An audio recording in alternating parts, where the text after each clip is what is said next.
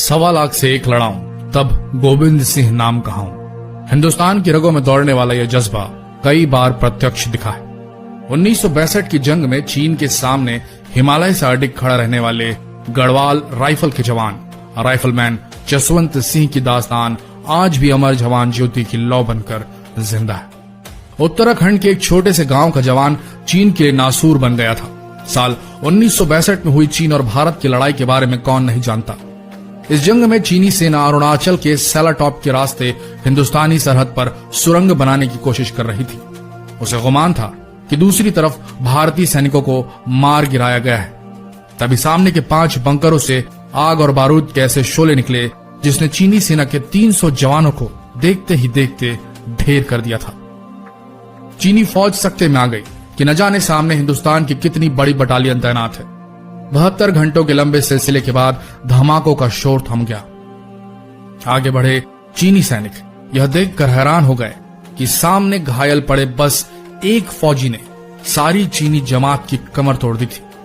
वह शख्स था 1 मैन आर्मी गढ़वाल राइफल की डेल्टा कंपनी का राइफलमैन जसवंत सिंह रावत।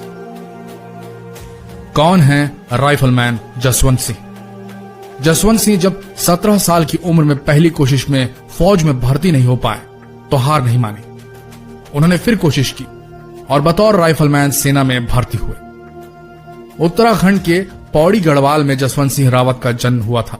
उनकी मां ने भले ही बचपन में उन्हें हरबला से बचाने के लिए काला टीका लगाया हो, लेकिन वह खुद ऐसे महावीर निकले जिनका गौरव अजर अमर रहा। बहादुरी से चीनी सेना भी प्रभावित हुई। कहा जाता है कि चीनी सैनिक उनके सिर को काट कर ले गए।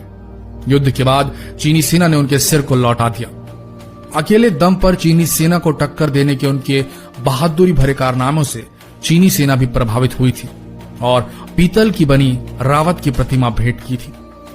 कुछ कहानियों में यह कहा जाता है कि जसवंत सिंह रावत ने खुद को गोली नहीं मारी थी, बल्कि चीनी सैनिकों ने उनको पकड़ लिया था और फांसी दे दी थी। लेकिन तभी भारतीय सेना ने धावा बोलकर चीन को खदेड़ दिया। आज भी अरुणाचल प्रदेश को हासिल करने का चीन का सपना उसके अपने बनाए काल्पनिक नक्शे तक सिमट कर रह गया है। सम्मान जिस चौकी पर जसवंत सिंह ने आखिरी लड़ाई लड़ी थी उसका नाम अब जसवंत गढ़ रख दिया गया है और वहां उनकी याद में एक मंदिर बनाया गया है। मंदिर में उनसे जुड़ी चीजों को आज भी सुरक्षित रखा गया है। 5 सैनिकों को उनके कमरे की देखरेख के लिए तैनात किया गया है। वे 5 सैनिक रात को उनका बिस्तर करते हैं, वर्दी प्रेस करते हैं और जूतों की पॉलिश तक करते हैं। सैनिक सुबह के 4:30 बजे उनके लिए बेड टी, 9 बजे नाश्ता और शाम में 7 बजे खाना कमरे में रख देते हैं। मरने के बाद भी प्रमोशन और छुट्टी। उनको मृत्यु के बाद भी प्रमोशन मिलता है। राइफलमैन के पद से वह प्रमोशन पाकर मेजर जनरल बन गए हैं। उनकी ओर से उनके घर के लोग छुट्टी का आवेदन देते हैं और छुट्टी मिलने पर सेना के जवान पूरे सैन्य सम्मान के साथ उनके चित्र को उनके पैतृक गांव ले जाते हैं। छुट्टी समाप्त होने पर उनके चित्र को वापस जसवंतगढ़ ले जाया जाता है। अब भी करते हैं सीमा की रक्षा। सेना के जवानों का मानना है कि अब भी जसवंत सिंह की आत्मा चौकी की रक्षा करती है। उन लोगों का कहना है कि वो भारतीय सैनिकों का भी मार्गदर्शन करते हैं। अगर कोई सैनिक ड्यूटी के दौरान सो जाता है तो वे उनको जगा देते हैं। उनके नाम के आगे शहीद नहीं लगाया जाता और यह माना जाता है कि वह ड्यूटी पर है। माना जाता है कि हिंदुस्तानी फौज का यह जवान आज भी सरहद पर तैनात है। उसके नाम के आगे स्वर्गीय नहीं लिखा जाता। सरहद पर उनका मंदिर है जहां उनके साजो सामान के साथ उनकी यूनिफॉर्म का खास ख्याल रखा जाता है। यह माना जाता है कि वीर जसवंत सिंह आज भी हिंदुस्तानी सरहदों की सरपरस्ती में तैनात है।